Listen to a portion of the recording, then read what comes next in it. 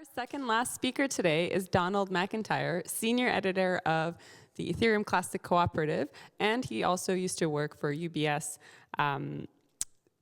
He was a former consultant at UBS and Morgan Stanley, and is a senior blockchain expert.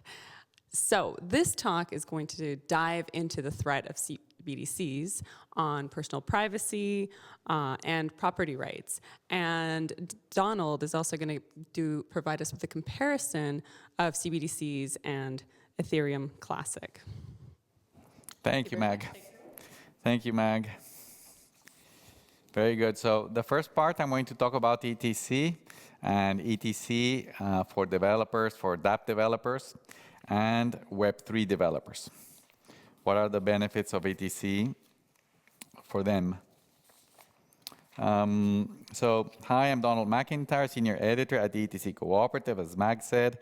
And this speech, I am going to talk about why you should build on Ethereum Classic. This is for developers. And the threat of CBDCs, comparing Ethereum Classic with CBDCs. The value of ETC. As a proof-of-work blockchain with smart contracts, ETC has the most valuable position in the industry, because after the move by Ethereum to proof-of-stake, ETC became the largest proof-of-work programmable blockchain in the world. That is digital gold. Proof-of-stake smart contract blockchains are insecure, and proof-of-work blockchains without smart contracts are less versatile and less secure. Why build on Ethereum Classic? First reason is ETC is proof of work. That ETC is a proof of work blockchain makes it truly decentralized and trust minimized. Therefore, your dApps will provide great safety and confidence to your users.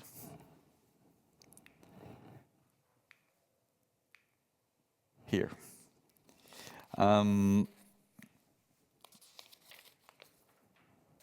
Second reason, ETC is hard money. ETC is hard money, hence it will keep its value over time, and your users will be enjoying a cryptocurrency that will protect and increase their savings in the long term. 3, ETC is programmable. ETC is programmable, therefore you can build valuable dApps with utility and governance tokens inside its highly secure proof-of-work environment, with no need of bridges, external connections, and proofs. This Proof-of-Work Summit has been very interesting because people like Sergio Lerner came and explained these issues of the bridges. And part of his explanation, bridges are these connections between layers. Now you have Bitcoin, and then you have a layer 2. The connection is the bridge. And then you have Ethereum, and you have the layer 2 roll-ups and all these things, and the connection is the bridge. The bridge requires a deposit of the money in the layer 1 network, and somehow the token, the wrap token, must appear on the other side, and you have to make sure that nobody's going to steal that money. It has happened already, hundreds of millions of dollars lost with these bridges. So these bridges will always be insecure as long as a blockchain, as long as a system is separated from another system, the security of both systems together is always going to be lower as the security of each system independently. No? This is to say, these bridges and layer 2 systems will never be as secure as Bitcoin internally. Bitcoin as a layer 2 and transacting inside Bitcoin. The same applies for Ethereum Classic, because Ethereum Classic is proof of work, which is not the case for Ethereum, which is a proof of stake, therefore centralized, therefore insecure. The fact that ETC has the smart contracts, the accounts, the balances, the nodes, the miners, everything integrated in the same layer, that is what makes it extremely secure.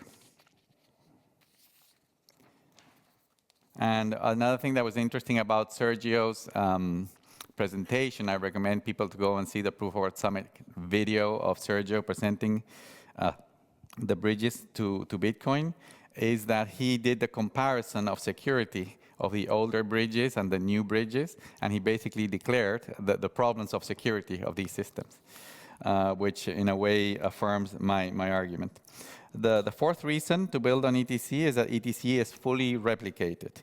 ETC is fully replicated, which makes it extremely redundant worldwide, making your dApps uncensorable and capable of surviving a nuclear war. Now, that was the original intent of Bitcoin. It's full replication is the security model of Bitcoin, and you needed proof of work to achieve consensus. But the security to replicate the ledger and the smart contracts and everything in all the nodes globally. So any system that does sharding or side chains or layered approaches, etc., because they're not fully replicated in every single node, then the security is lost. The original most intent of the security model is lost. And it's incredible, and it's a shame, I would say, in this industry that a lot of people sell their systems as if they are better, but they're not. The simplicity of Bitcoin and Ethereum Classic as fully integrated systems is the best model. The fifth reason to build on ETC is that ETC is composable. This is another benefit of this integration. ETC is composable, which means that you may build dApp systems, or your dApps may interact with third-party dApps that may execute multi-application transactions at once, saving gas fees, reducing settlement times, and increasing convenience to users. Composability is another thing that is lost when you create these layers. Let me go. We are here. When you create these layers and you fragment the components and the functions into components or layers or using bridges and things like that, then you lose composability. For example, when you came here to the Proof of Work Summit, you went to the website, you bought the ticket to come to the Proof of Work Summit, and you bought an airline ticket to come to Frankfurt, all those who are from another city. Then you, or another country, then you got the reservation for the hotel, and maybe you bought something else, as part of the trip. When all those things in a composable system like Ethereum Classic, because the smart contracts, the accounts, the balances, the nodes, the miners, everything is in the same system, you can do it in one single transaction. You say, I choose this, enter, and everything is executed in all the dApps at the same time, even if they're different providers. And that can also be done, for example, in the future using NFTs, buying a real estate, for example, that is represented as an NFT inside the blockchain, and you take the mortgage loan, the loan to buy a house, for example. The house is the NFT. You have a smart contract that is going to lend you the money. You put 10%, for example, 5, 10, 20% of the money into the transaction. Then the title is going to be given to you. You press enter, and all these parts in the transaction are going to be done in the same transaction in 12 seconds in the case of Ethereum Classic. And you're going to be the owner. The real estate is going to be, or the house or the apartment is going to be transferred to your address, meaning legally, when it's recognized officially, that you're going to be the owner, when today that takes 30 days, 60 days, usually in normal systems. And you're going to receive the loan, and in the future, if you don't pay the loan, the mortgage loan, the payment, say that you missed 8 months of the payment, then the lender can claim the property back and sell it in the market and pay off the loan and things like that. So the whole process of many kinds of transactions can be done. Today, these things are not possible in the legacy system or in sharded and separated systems that are layered or separated in components. But in the legacy system, for example, Citibank is one thing, HSBC is another thing, Deutsche Bank is another thing, Visa is another thing for payments, MasterCard. All these systems are separate. The airlines are separated, the hotels, Holiday Inn doesn't talk to United and things like that. And to do transactions, you have to go to each provider individually, and it's impossible. The systems are totally incompatible. So the composability is an extremely important part. 6, ETC is the largest proof-of-work smart contracts blockchain in the world. ETC is the largest proof-of-work smart contracts blockchain in the world, meaning it is extremely safe and difficult to attack, which makes your dApps much more stable and persistent than in all other blockchains. Ethereum Classic, when Ethereum was still proof-of-work, Ethereum Classic was not the largest proof-of-work blockchain in the world, but when Ethereum moved to proof-of-stake, which I think is like suicide, Ethereum Classic rose. It received a lot of the miners. It has a very high hash rate now, and became the largest proof-of-work blockchain in the world, which affirms all of these features that ETC has. 7, dApps in ETC are the most secure in the world. Because ETC is proof of work, hard money, as I explained before, programmable, fully replicated, composable, and the largest in its segment, this means that your dApps in ETC will be the most secure apps in the world. This is more secure than military-grade applications, government, or corporate systems. This is very important, very difficult to understand, no? But the Pentagon, the US military, the Chinese military, the Russian government, the Russian military, all their systems, even the most secure systems, their spy agencies, etc., are less secure than Ethereum Classic. In Ethereum Classic, when you send an application, it's immutable, unbreakable, unchangeable by anyone. Nobody, even China, the US and Russia, if they got together to try to do it, they wouldn't be able to do it. While military systems, they depend on the officers and people, and this makes them very vulnerable, hackable, and things like that, attackable. So this is a very incredible concept, that Ethereum Classic is the environment where the most secure applications can be in the world. 8, ETC is code is law. ETC is code is law. This is a philosophical point, very much like Bitcoin, which is a guarantee of immutability of your dApps and future backward compatibility. 9, ETC is Bitcoin with Ethereum technology. ETC is Bitcoin, but with Ethereum technology, so your dApps will enjoy the best of both worlds from the most important inventions in the industry. So for me, there's only 2 inventions of the blockchain industry. When Bitcoin was invented and launched, Bitcoin itself, the network and the hard money, etc., that's not the invention. All of those things already existed. All the components of Bitcoin already existed. Even the Hashcash, the proof of work function, etc., already existed. But the invention is using proof of work as the consensus mechanism. That was the invention. That was what is revolutionizing the world, because now all nodes in the system globally, just by receiving the block and checking in their own isolation without having to depend with any third party, they know that that is the last block. That is amazing. Proof of work is the first invention, and the second invention by Vitalik, amazing, brilliant invention, which is smart contracts. Now he put Solidity, he put the EVM inside a system like Bitcoin with proof of work initially. He added a programming language. He added the gas system, which is brilliant. And he created smart contracts inside the blockchain, where you could move money according to sets of rules and things like that, and build applications. So for me, those are the 2 great inventions. But if you think about it, Bitcoin is proof of work, therefore very secure. That is the consensus mechanism, and the security is there. That's why we do this conference, and everybody talks about Bitcoin, because here in this environment, we know that. But Ethereum was proof of work, but they moved to proof of stake. So they are smart contracts, but they are not proof of work. So there's no integrated system that has proof of work and smart contracts. But ETC is that. ETC is a proof of work smart contracts blockchain, and has everything integrated. The 2 inventions in one system, and that is very unique, and it's the largest one in the world at that. Okay, let's talk about CBDCs, the threat of CBDCs, which is the topic that has to do with these things and human rights. Let me go to the right slide.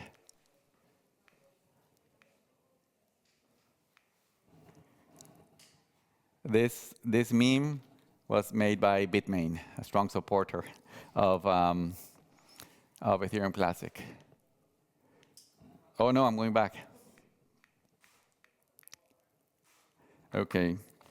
Soon, the threat of global government digital passports, CBDCs, constant health emergencies, and climate hysteria, as seen by the attacks on proof of work that we've seen in this summit, will tend to enslave us. Once the elites know each of our transactions and gain the ability to control them, they will impose their worldviews on everyone on a global scale.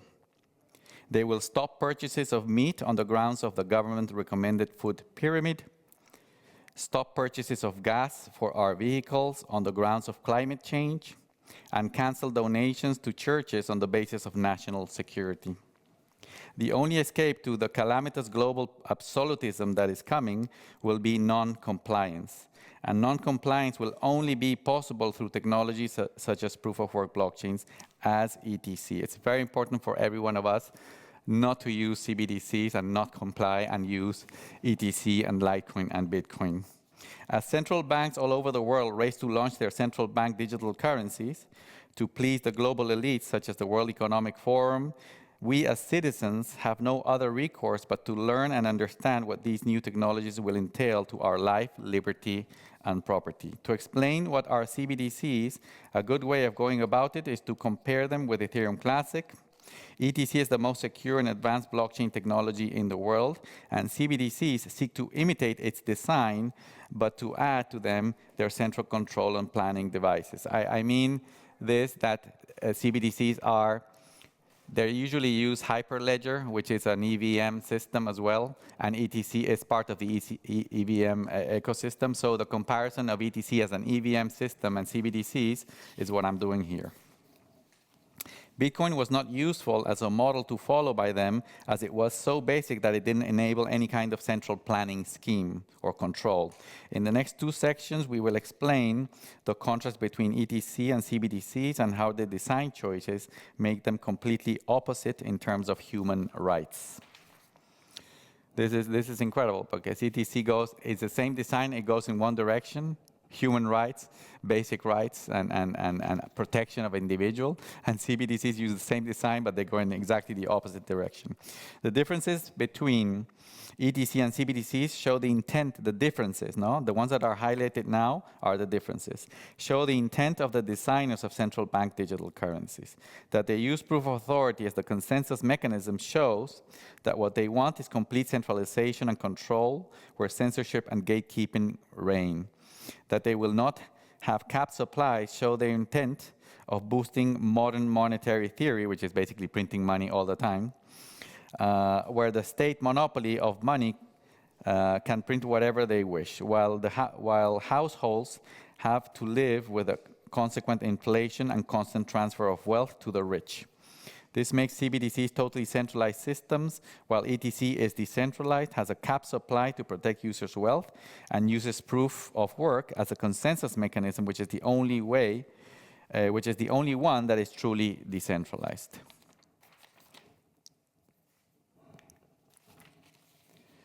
But the most nefarious and incredible thing is what ETC and CBDCs have in common. So now the highlighted features are the ones that are in common between the two systems. Full replication, smart contracts, and composability enable all nodes in the system, which will be the banks, intelligence agencies, governments, and supranational organizations like the UN, World Bank, European Union, WHO, etc., to see all the transactions and information in the economy in real time. Imagine Bitcoin and Ethereum Classic and Litecoin and Dogecoin. The nodes and the miners are whoever they want to join in the world, anywhere in the world, and they can join and leave whenever they want, because that's the feature of proof of work, not proof of stake. But CBDCs, nobody is going to be able to be part of that except the people they authorize, and that is the central bank, the government, the CIA, the World Economic Forum, the World Bank, the European Union, the European Central Bank, and they're going to see everything we do. We come here, we pay for something, a coffee, and they're going to see it immediately, because a transaction is sent to the network and spread in a matter of seconds. Actually, Sergio Lerner also yesterday, he showed like in 2 seconds how the transactions are spread around the world. So for them, it's the best thing that it's much better than the legacy systems that they already control, because they can control our lives as we operate, as we live live on the spot. In 2 seconds, they know what we're doing. This will enable governments to monitor all our human action and score us. They're going to use this information to score us, no?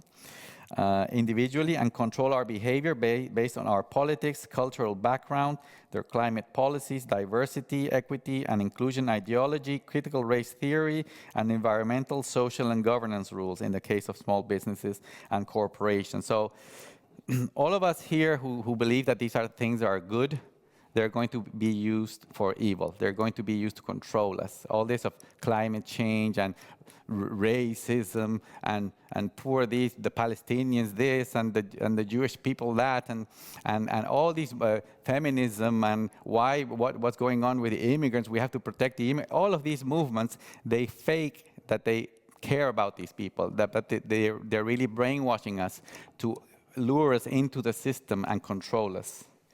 With these technologies. However, because ETC is truly decentralized, full replication, smart contracts, and composability have exactly the opposite effects.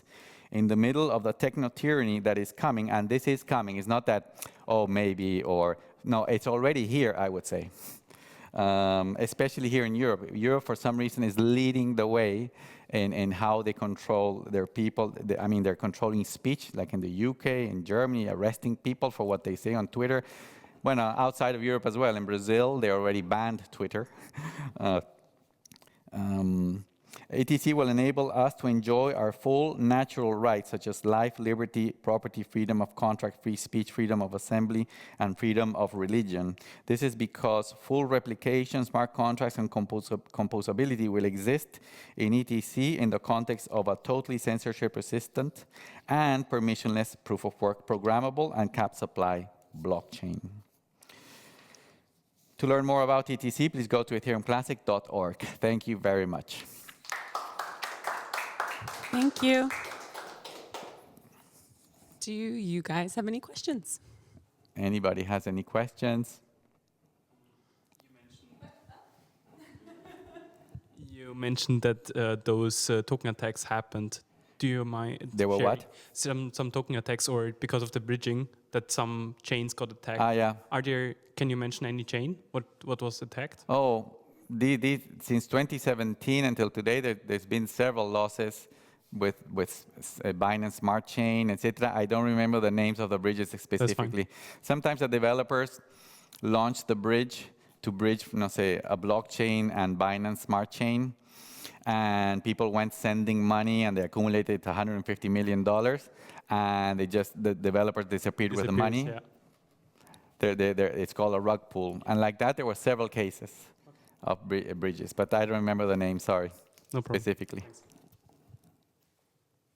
Any other questions? So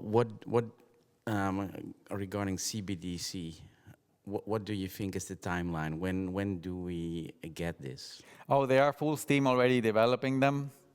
I am sure that now they are fighting between themselves in the design, because when you get a blockchain like Hyperledger, which is Ethereum, and you suddenly tell the banks, okay, each one of you is going to be a node, and everybody's going to see your transactions of your customers, that's going to generate a lot of problems between them. That's not how they operate. And they're going to tell them, yes, but we can control people, we can know exactly everything, we can use that data to put it into artificial intelligence and create predictions per user. We can score users, their carbon footprint. We can score their social, digamos, credit and things like that.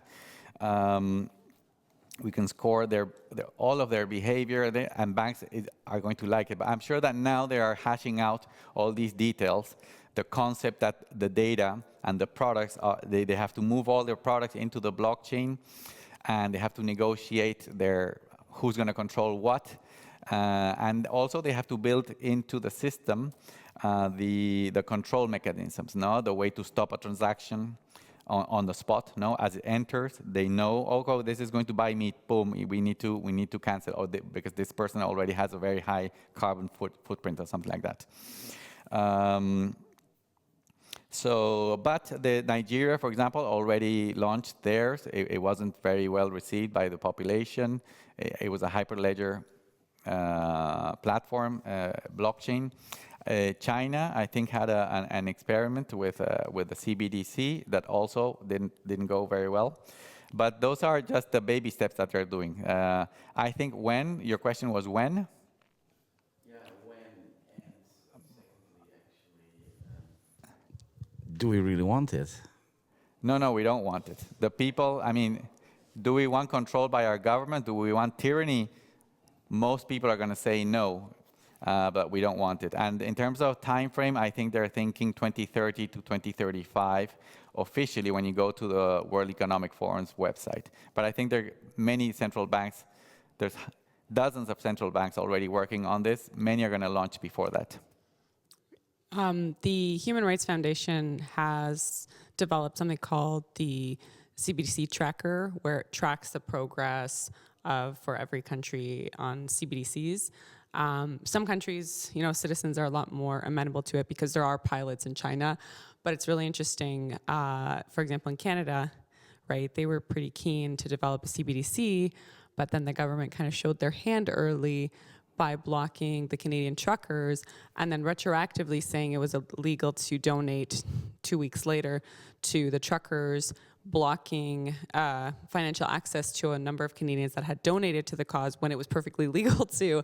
And so I think this kind of played into the hand of the Canadian, Bank of Canada did a study around last September where they surveyed 90,000 Canadians, which is a pretty significant sample size.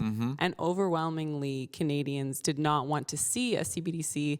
So I think in cases where they're observed to see how bad it can get, it's there's kind of a bit of a warning.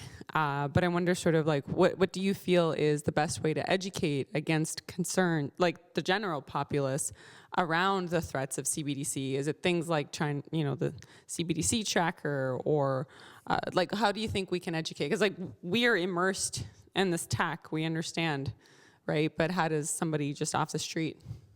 I don't think that there's any strategy that we can do that is going to stop CBDCs. Governments have a lot of control in our lives today, even without CBDCs, even without artificial intelligence, even without these big data and all that. But they're not stoppable. What we can do is individually do like these things. I educate. I go to at my church in Oklahoma. I educate people about these things. Go one by one, and also you're going to find that people are blocked. People are not going to believe you when you say these things. No, I trust my government. I trust the CDC when says that when you have to put the whatever vaccine that they just made 2 weeks ago. People are very trusting. I think more than 50% of the people are going to fall for these things. So education, yes, I would say I would do the approach of discipling like Christians, that they go one by one, telling them, don't do this, please don't do this, please don't do this, and explaining these things. Yeah. All right. Awesome. Well, thank you very much for your informative talk. Oh.